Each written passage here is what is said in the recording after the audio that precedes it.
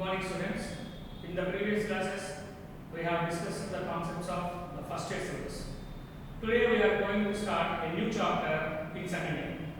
So, from today onwards, we are going to start second year syllabus. Okay. So, the first chapter I am going to start is complex numbers.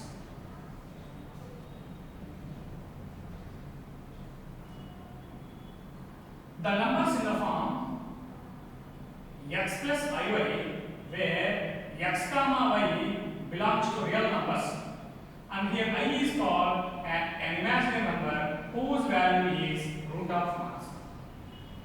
Every complex number is generally denoted by z, and it is written as a point in geometry which is ordered by x comma y. This is called real part of z, and this is called imaginary part of z. Real part of z is always taken as the x coordinate in any point. Imaginary part of z, y, can be taken as the y coordinate of the given point. Understood? So, I value is root of minus 1. So, automatically, what is I square value? Minus 1. Okay. Right. Now, every real number is always a complex number. That means we will know all rational numbers, irrational numbers, integers, positive integers, negative integers, all numbers are together called set of all real numbers. That is a big set of numbers in the mathematics. Okay. So moreover, like we are having another biggest set in mathematics, which is bigger than set of all real numbers. That is called set of all complex number, which is always denoted by capital C. So in this set of all complex numbers, automatically all the numbers are in the form of x plus iy, where x is real part and y is imaginary part of z. So this is the biggest set in mathematics, set of all complex numbers. It always includes all real numbers because, for example, if you take minus 2 can be written as minus 2 plus I into 0. So this is in the form of x plus iy. So this is also a complex number.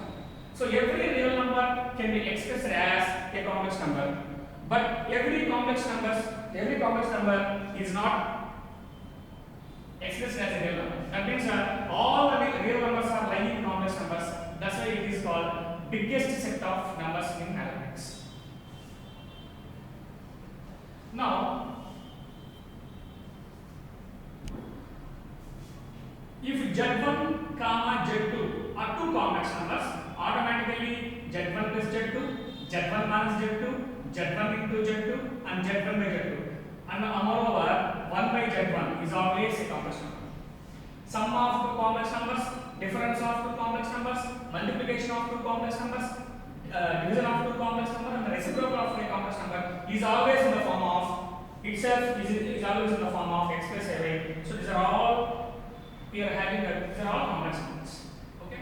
Next one. How to find magnitude of a complex number? Mod z. If z equal to x plus iy, what is mod z? Root of x square plus y square. This is the way how to find the magnitude of z, which is the distance between the points origin 0, 0 and the point z x comma y. So that is distance between origin and the given point is nothing but magnitude of that complex number, which is given by mod z equal to root of x square plus y square. Next one. What is argument of a complex number? If z equal to x plus iy is a complex number which belongs to Q1, argument of complex number is always denoted by arg z or amp z. Amp z means what? Amplitude of z. So both argument and amplitude both are called both are same like representations. So argument or amplitude of z is given to the formula. If the complex number z belongs to Q1, first quadrant, the formula is given by theta equal to tan inverse of mod y by mod x. Second quadrant. If z belongs to Q2, that means second quadrant, then the argument of z is given by what? This is pi minus tan inverse of this is mod y by mod x. Okay. Next one. Number 3. If z belongs to Q3, then the formula for argument of z is given by minus pi plus tan inverse of mod y by mod x. Number 4, they are having 4 quadrants, right? So if z belongs to Q4, then the formula to find argument of z is equal to minus tan inverse mod y by mod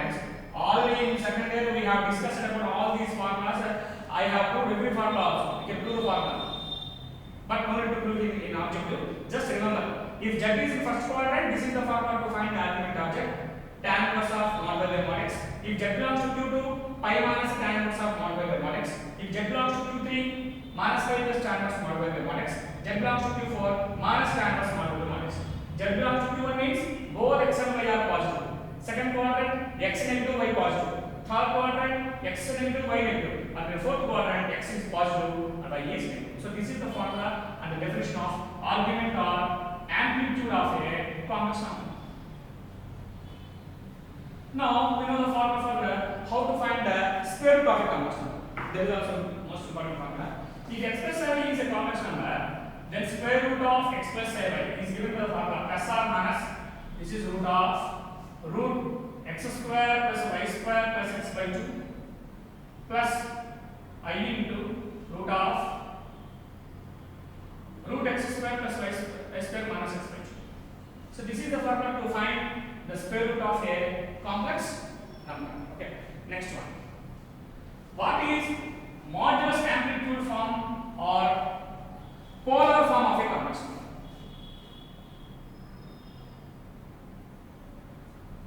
If z equal to x plus iy, then the polar form of z is given by r into cos theta plus I sin theta, where r equal to mod z and where theta is equal to argument of z. Corresponding formula we have to apply whether the complex number z is in first quadrant or second quadrant or third quadrant or fourth quadrant. Corresponding formula we have to find. So find the value of theta, which is argument of z, find the value of r, which is magnitude of z, and substitute here. Then you will get the then you will get the polar form of a complex number. So this is the formula how to write the polar form of a complex number, r equal to cos theta plus I sin theta. Moreover, the cis form cos theta plus I sin theta written as what? In the short way, cis theta, or it is also in the form of e power I theta. This is called Euler's formula. E power I theta means cos theta plus I sin theta or cis theta. This is called Euler's formula. Remember. Next. Moreover, 2 points of analysis. What is cis alpha into cis beta? And this is cis alpha by cis beta. Cis alpha into cis beta is always written as cis alpha plus beta. This is cis of alpha minus beta. Moreover, what is De Moivre's theorem? That is very important. De Moivre's theorem. So this is cos theta plus I sin theta whole quotient. This is not separate chapter from complex numbers. Actually, in IP, complex numbers chapter and De Moivre's theorem chapter is given differently. But if you come to objective, De Moivre's theorem is also in complex numbers. So what is the formula? This is cos n theta plus I sin n theta. Simply the power which is in place of n, that will multiply with n. Here and here, n theta and n theta. Cos theta plus I sin theta whole power n is equal to cos n theta plus I sin n theta. This is called De Moivre's theorem in complex numbers, where n is any number. Any number, not only rational or irrational, any number you can write this formula. Okay? Right. Now I am going to take how to find if you take unity means 1, how to find the roots of number. First one, x square minus 1 equal to 0. So this is what? X square equal to 1, x equal to plus or minus 1. These are called the square roots of unity. Square roots of unity. First root is plus 1, second root is minus 1. Of course, both are real roots. Now, if you take the next case, x cube minus 1 equal to 0. X cube minus 1 equal to 0 means what? This is square roots of unity because x equal to root of plus or minus 1. So this is what, if you take one right side, x cube equal to 1, that means h. If you want to find, this is what? Cube roots of unity. Cube roots means 1 by 3, of unity means 1. Cubing on both sides, this is x cube equal to 1 and this term should be x cube minus 1 equal to 0. Now, this is a cubic equation. Since this is a quadratic equation, we got 2 roots. Since it is a cubic equation, we have to find the 3 roots of this equation. So let us find the roots of this equation. How can we find? 1 means 1 cube, a cube minus b cube formula. A minus b into a square plus ab means x into 1x plus b square means 1 equal to 0. So if you take this is 0, x minus 1 equal to 0, x equal, this is one root. What about this one?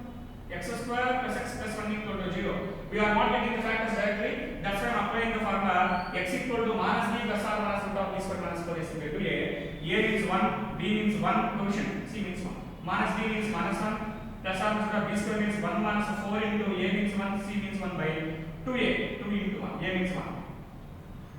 This is minus 1 plus or minus 4 into 1 into 1, 4, 1 minus 4 root minus 3, this is root of minus 3 by 2. So, let us take two roots we are having here. Let us take this is omega. Name the first root which is given by what? Minus 1 plus I root 3 by 2. Second root is obviously, if you squaring this number, automatically you will get the second root. Remember. If this is omega, so squaring on both sides what we have here? Omega square equal to expand a base the whole square, you will get the same value. Minus 1 minus I root 3 by 2. So, we got three roots here. One root is omega, second root is omega. One root is 1, first root is 1 here. Second root is omega, third root is omega. These are called cube roots of unity. Cube roots of unity. These are square roots of unity. Is it right? Cube roots of unity.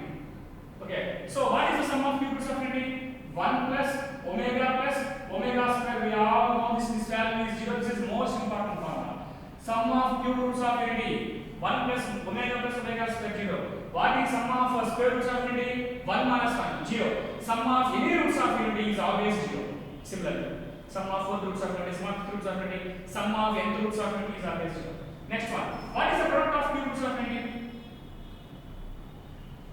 1 into omega 1 into omega square, omega cube. Okay.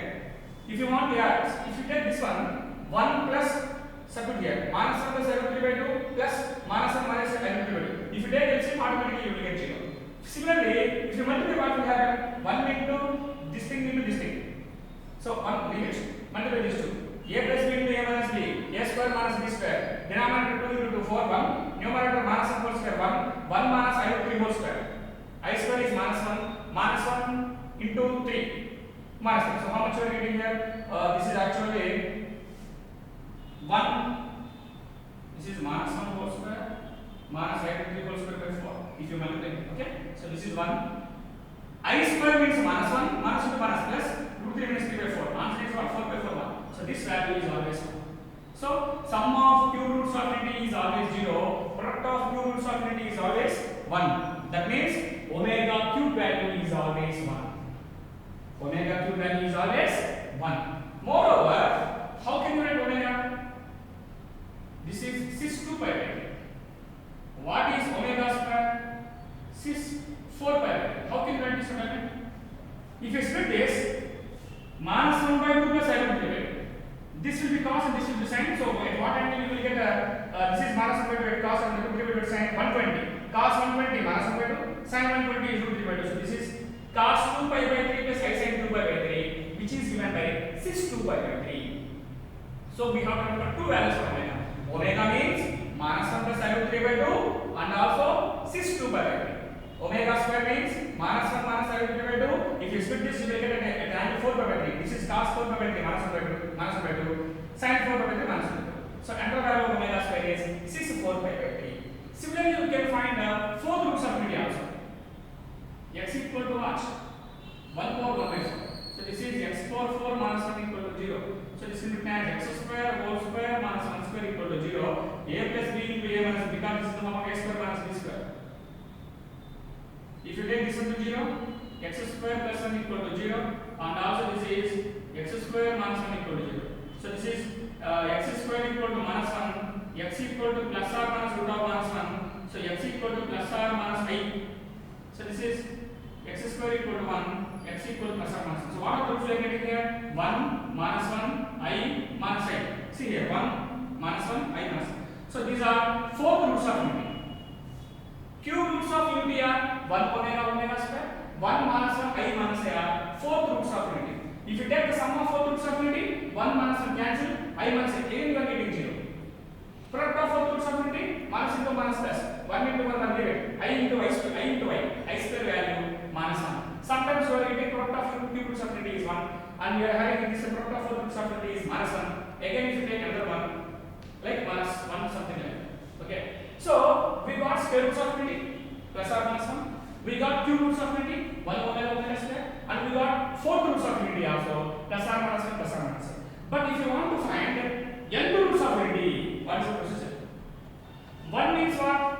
1 is also a real number which can be expressed as a complex number also. Understood? So how can you find the nth root of a complex number? If you know the formula to find the nth root of a complex number, we can find any root of any given number. So let's go to the formula. Nth root of a complex number. If z equal to x plus I, then the formula to find this is called what? Z power 1 by n. Nth root of a z, nth root of complex number is given to the formula like this is r power 1 by n into cis of 2k pi plus theta by n, where r equal to mod z, theta equal to argument of z. We know the value of n, whatever it is. This is the formula to find the nth root of a complex number. So by using this formula, we can find the cube roots of unity, that is z equal to 1 and n equal to 3. Fourth roots of unity, z equal to 1 by taking n equal to 4. So whatever the roots you got just now, I have told you, you will get the same formula, same values by using this formula. This is very, very important formula. This is called nth root of a complex number. Moreover, argument of z1, z2 is given by the formula argument of z1 plus argument of z2. Second one, argument of z1 by z2 is equal to argument of z1 minus argument of z2. So remember these formulas here. Number 3 also. Argument of z1, actually we have to define the z, right? If z equal to x plus I, then z bar is given by x minus I, which is called what? Conjugate complex of z, which is given by z bar x minus I. What is additive inverse? Additive inverse of z is what? Minus z. Multiplicative inverse is obviously 1 by z, and this is conjugate of z. Argument of z bar is given by the formula minus argument. These are just a brief discussion about complex numbers. Okay, so in the next class, okay, we will go to deep depth concept of complex numbers and De Moivre's theorem. Okay, tomorrow we will start some more. That's all.